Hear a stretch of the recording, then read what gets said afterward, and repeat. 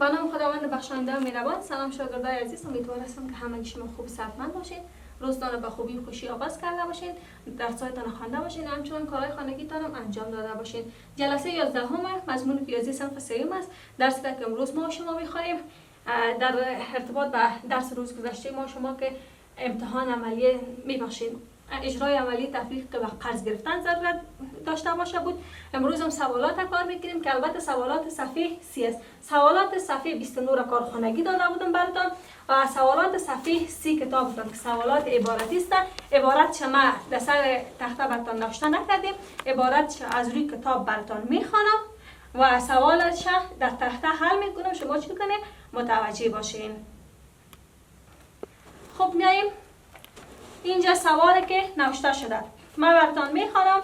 سوال سوم از در صفحه 30 کتابتان گفته 180 نفر که لباسهای سرخ سبز پوشیده بودند در یک مسابقه دوش اشتراک کردند. اگر 92 شان لباس سرخ پوشیده باشند، چند نفر دیگر لباس سبز چی کرده پوشیده است؟ میایم میره حل میکنیم.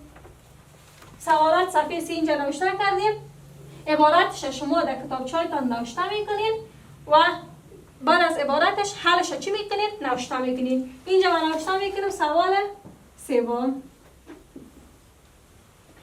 سوال سوم گفتیم 180 نفر نه 180 نفر در یک مسابقه دوش چی کردین اشتراک کردین. از 180 نفر 92 دانشان چی کرده 92 دانشان لباس سرخ پوشیده. زمان که 92 تاشان میگه لباس سرخ پوشیده، چند دانه دیگه از چی کرده لباس سبز وطن داره. به خاطر از اینکه ما شما این را فهمیده بتانیم از عملیه منفی استفاده میکنیم. این چی میکنیم منفی میکنیم، یعنی از 180 92 را چی میکنیم تفریق میکنیم یا منفی میکنیم. اینجا صفر است، یعنی شما زمانی که هیچ پیسه پیشتون نداشته باشین امروز از اون پنسل که دور به قیمت داره خریده نمیتونین به خاطر که ما شما صفر یعنی هیچ پیسه پیش شما نیست. زمانی که ما شما پیسه نداشته باشیم پس هیچ چیز خریداری هم کرده نمیتونیم. میایم از 8 بر 0 چی میکنیم قرض میکنیم. از 8 بر 0 قرض میکنیم. یکی از 8 با صفر قرض میکنیم. گفتیم یک عدد چی میکنیم فرض کنیم در پالوش نوشته میشه. از 8 یکی که با صفر قرض کنیم این میشه 10. زمان که ما شما در داریم دور پی خود رفتیم یک پنسل خریدیم پس میفهمیم که چند دیگه میمانه پیش ما شما. آفرین شاباس 8 تا دیگه پیش ما شما باقی میمانه. حالا اینجا 8 بود یک قرض کردیم مانده 7 روپه. 7 روپه ما شما داریم. از 7 روپه 9 روپه را کم کرده نمیدانیم یا با 7 روپه یک بیسکیت که 9 روپه قیمتش از ما شما خریداری کرده نمیتونیم. میاییم یک از چی میکنیم قرض میکنیم. یک که قرض کردیم برای 7 میشه 17. حالا 17 از 17 که 9 را کم کنیم میمانه 8 دیگه. شما اگر راستن منفی کرده نمیتونین از چوت استفاده کنین، از انگشتایتان یا از دانه های لوبیا و نخود. هر طریقی که بر شما آسان‌تر ساده‌تر میتونین از اون طریق استفاده کنین. حالا از 17 که ما شما 9 را تفریق کنیم بازم چند میمونه 8 میمونه. اینجا یک بود یک سر 7 قرض کردیم دیگه هدف باقی نماند. یعنی زمانی که 180 نفر در مسابقه دوش اشتراک کردن 92 دانشان لباس سرخ پوشیدن، 88 نفر دیگهش چی کردن لباس سبز پوشیدن. شما چی میکنین اول متن سوالا میرسونین در کتابچه‌تان، بعد از متن خود حلش میرسونین. سوال چهارمی که اینجا گفتم در یک مکتب ابتدایی 482 شاگرد شامل است. در یک مکتب ابتدایی چند نفر 482 شاگرد چی است شامل است. اگر 174 نفرش اگر 174 دانه از این گفته دختر باشه تعداد بچه ها را چی کنید معلوم کنید. سوال دوباره براتون میخوانم. گفته در یک مکتب ابتدایی 482 شاگرد شامل است. اگر 174ش دختر باشه تعداد بچه ها چی است نامعلوم است. پس تعداد بچه ها را ما شما باید چی کنیم معلوم کنیم. به خاطر از اینکه تعداد بچه های مکتب معلوم شود دوباره ما شما از عملیه تفریق استفاده میکنیم. اینجا 482 هست. 482 که 482 تعداد مجموعی شاگردای مکتب است، یعنی در مکتب 482 شاگرد موجود است. حال تعداد دخترها را بر ما گفته که 174 تایش دختر است. تعداد بچه ها نامعلوم است که ما شما را معلوم میکنیم. بازم از 2 4 ما شما کم کرده نمیتونیم. میاییم یکی از 8 بر 2 چی میکنیم؟ قسم میکنیم که میشه 12. از 8 که بر 2 یکی قسم کردیم این میشه 12. حال از 12 که 4 به خود مصرف کنیم 8 دیگر چی میشه؟ باقی میمانه. اینجا نوشته میکنیم 8. خب اینجا از 8 یک را قسم کردیم مانده 7. حذف که 7 بره. 7 رو بدارین 7 رو پیتانه میرین مصرف میکنیم. به شما پول باقی میمانه؟ نمیمانه. پس اینجا نوشته میکنیم 0. اینجا 4 است. از 4 په 1 رو به خود مصرف کنیم چند میمانه؟ 3 میمانه. آفرین شاباس. 3 را اینجا نوشته میکنیم. سوال 5 کتاب گفته در یک طیاره 350 مسافر بود. 330 نفرش در یک میدان هوایی پیاده شدند و 120 نفر چیش دیگر در طیاره مذکور بالا شدند. فعلا تعداد مسافرین در طیاره چی هستند؟ چند نفر خواهد بود؟ حالا این از کدام طریقه استفاده میکنیم؟ اینجا میایم نوشته میکنیم تعداد مسافران 350 نفر بود. گفته از 350 نفر 230 نفر چی شد؟ 230 نفر در یک میدان هوایی پیاده شدند و وقتی که اینا پیاده شدند 120 نفر دیگر در طیاره بالا شدند. حالا ما شما به خاطر از اینکه این سوال حل کرده بتونیم چی میکنیم؟ اول از 350 330 را تفریق میکنیم. به خاطر چی تفریق میکنیم؟ به خاطر که اینا در یک میدان هوایی فرض کنین از کابل به طرف هرات پرواز است. وقتی که طیاره در هرات نشست کرد 230 نفر از طیاره در هرات پایان میشن. زمانی که 230 نفرشان پایان شد دیگر نفرایش اونجا باقی میمونه. تعداد نفرایی که باقی مانده با 120 نفر که تازه با اینا بالا میشن چی میکنیم؟ جمع میکنیم. اول میایم میره تفریق میکنیم. از 0 که 0 بره پس خود 0. از 5 که 3 را کم کنیم میمانه 2. از 5 که 3 را کم کنیم میمانه 2. از 3 که 2 را کم کنیم میمانه 1. 3 رو پداریم 2 رو پیتان و 2 دانه ساجق میخریم پس 1 رو پیدگه چی میشه؟ پیشتان باقی میماند. یعنی زمانی که در میدان هوایی هرات از 350 نفر که از کابل بالا شده بودن 230 نفرش در میدان هوایی هرات پایان شدن 120 نفر دیگه در طیاره باقی میمونه. 120 نفر در طیاره چی میشه؟ باقی میمونه. با اینمی 120 نفر که در طیاره باقی مانده 120 نفر دوم دوباره تازه چی میکنن؟ در طیاره بالا میشن. یعنی این 120 دوباره با این چی میکنیم؟ پس جمع میکنیم. 120 جمع 120 120 تاخ میفهمیم که 200 چند میشه؟ 240 0 2 2 4 1 1 2.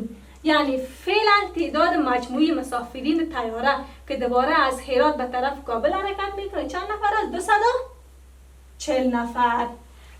سوال 5 بود از سوالات عبارتی.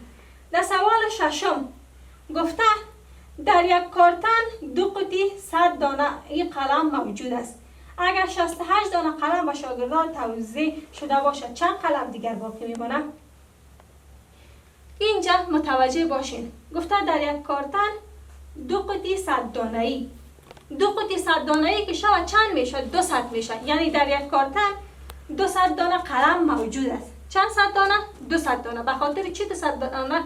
باریکی سوال شما متوجه باشین. گفته در یک کارتن 2 قطعه 100 دانه ای. وقتی که 2 قطعه 100 دانه ای گفت یک قطعه که 100 دانه بود 2 قطعه چی میشه؟ 200 میشه. پس اینجا این 200 شد. 2 قطعه 100 دانه ای موجود است که این اول با هم جمع میکنیم که 100 میشه 200. یعنی 200 دانه قلم است. از 200 دانه قلم 68 دانه از این چی میکنن؟ با شاگردان توزیع میکنن. زمانی که 68 دانش توزیع کردن چند دانه دیگه از این باقی میمونه؟ میایم حل میکنیم دوباره منفی میکنیم. از 0 8 کم کردن نمیتونیم. یعنی زمانی که شما هیچ پیسه نداشته باشین میتونین که یک دانه پنسل یا قلم 8 رو به قیمت داره بخرین؟ طبعا که نمیتونیم. میایم در پالیش هم 0 است، از این 0 رو قرض کردن نمیتونیم. چی کار میکنیم؟ از 2 یکی برای این 0 قرض میکنیم که این 0 ما میشه 10. از 2 یکی به این 0 قرض میکنیم که این 0 ما میشه 10. حالا از این 10 یکی به این 0 قرض میکنیم، این 0 ما میشه 9. این چی میشه؟ این میشه 10. حالا از 10 که 8 بره میمونه 2. اینجا 10 بود، از این یکی را برای 0 دیگه قرض کردیم 9 مانده. از 9 که 6 کم کنیم، از 9 که 6 کم کنیم میمونه 3. اینجا 2 بود، یک قرض کردیم یکی دیگه مانده، یکی دیگه هم چی میکنیم؟ پایان میکنیم. یعنی زمانی که از 200 دانه پنسل یا قلم 68 دانه شما و شاگردا تقسیم کنیم، 132 دانه دیگه از این چی میشه؟ 132 دانه دیگه از این باقی میماند. سوال هفتم میخواییم. در سوال هفتم گفته اگر در حاضری صنف سوم حلف 38 شاگرد و در صنف سوم بی 43 شاگرد. سوم حلف گفته 37 شاگرد که صنف دخترای ماست و سوم بی را گفته 43 شاگرد. گفته شاگرد باشد در حالی که در دو صنف 10 نفر چی است؟ غیر حاضر است. تعداد شاگردان حاضر در هر دو صنف را چی کنیم؟ معلوم کنید. یعنی در هر دو صنف چند شاگرد حاضر است، ما باید این را چی کنیم؟ معلوم کنیم. به خاطر از اینکه ما و شما این را معلوم کرده بتانیم، اول میایم چی میکنیم؟ تعداد هر دو صنف با هم جمع میکنیم. تعداد هر دو صنف با هم جمع میکنیم، یعنی 43 را جمع 37 میکنیم یا 37 جمع 43 میکنیم. زمانی که ما و شما اینا را جمع کردیم، 7 3 میشه 10. 10 را صفرش حاصل آمد بر 1. حاصلش اینجا نوشته میکنیم که یادمون نره. 3 و 4 7. همراه 7 یکی دیگر را که جمع کنیم میشه 8. که اینجا چی شد؟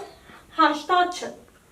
یعنی در هر دو صنف تعداد صنف دخترها و بچه ها که شاگردایش ما جمع کنیم مجموعاً 80 نفرند. از 80 نفر 10 نفر اینجا چی هستند؟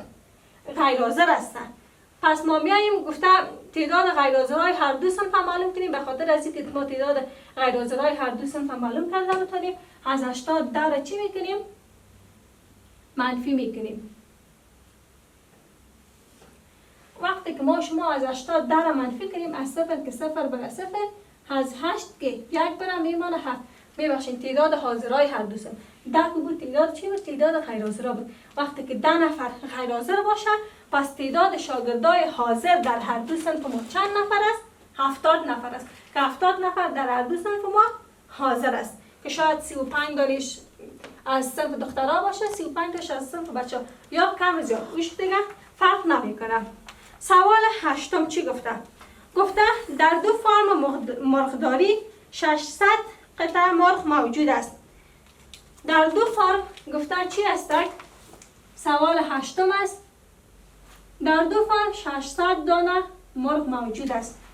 گفته اگر در یک فرم 279 دانه باشد، تعداد مرغ‌ها 279 دانه باشد، در فرم دوم تعدادش نامعلوم است. ما شما باید از فرم دوم تعداد مرغایش چی کنیم؟ معلوم کنیم. به خاطر از اینکه معلوم شه بازم دوباره از عملیه تفریق استفاده میکنیم. از 0 9 نمیره، یکی از 6 تا 0 قرض میکنیم، این 10 میشه. از این 0 از 10 میبخشید سر 9 بر 9 قرض میکنیم، بر 0 قرض میکنیم که میشه 10. این 0 ما شد 10. آره از این 10 9 رو تفریق میکنیم میشه مانه 1. اینجا 10 بود، از 10 یکیش برای 0 قرض کرده بودیم مانده 9. از 9 که 7 بره میمانه 2. اینجا 6 بود، یکیش قرض کرده بودیم، قرض کردیم که مان 5. از 5 که 2 بره چند میمانه؟ از 5 که 2 بره میمانه 3. پس وقتی که در یک فرم 279 دانه مرغ موجود است، در فرم دومی ما چند دانه؟ 320 یک دانه مرغ چی است؟ معلومه موجود است. سوال آخری از سوالات عبارتی است. گفته در یک فرم مرغداری 205 مرغ و در دیگر 311 مرغ موجود است. در صورتی که 21 دانه آنها مریض باشد، تعداد مرغ‌های سالم چی کنید؟ از هر دو اینجا زمان وقت کلمه هر دو را ذکر کرد شما هر دوش باید یک جایی معلوم کنید. فرق نمیکنه که چقدر فرم اول مریض است چقدر در فرم دوم، هر دوش یک جایی معلوم میتونیم. اول بیاییم 250 جمع 311 میکنیم که تعداد مجموعی هر دو فرم و مرغداری معلوم شود که چند دانه است. 5 1 6 صفر را جمع که 1 کنیم پس خود 1 2 و 3 5. یعنی در هر دو فرم و مرغداری ما و شما 516 دانه مرغ چی هست موجود است. زمانی که 516 دانه مرغ موجود باشه 21 دانه از این مریض است. از چی میکنیم؟ از 516 21 که تعداد مرغ‌های مریض است منفی میکنیم تا اینکه تعداد مرغ‌هایی که سالم است یا صحتمند هستند معلوم کنیم. از 6 که 1 بره 5 از 1 2 نمیره، از 5 سرش 1 قسم میکنیم میشه 11. از 11 که 2 بره میمانه 9. اینجا چی است؟ 4 است. 4 خودش پایین میکنیم.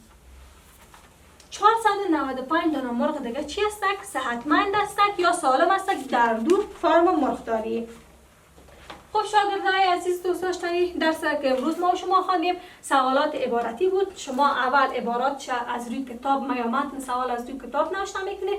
بعد از اینکه نوشته کردین سوالات که من در تخته حل کردم به ادامهش این سوالات نوشته میکنین و همچنان کارخانگی تان یادتان نره که سوالات صفحه 31 و 32 کتابتان کارخانگی تان است که اینا رو در کتابچه‌تان منظم نوشته میکنین. بعد از چی میکنین اینا را؟ بعد از حلشان میکنین و کارخانگی تان برای ما از طریق واتساپ روان کنین. تا جلسه بعد خداحافظتان، روز خوب و خوش داشته باشین.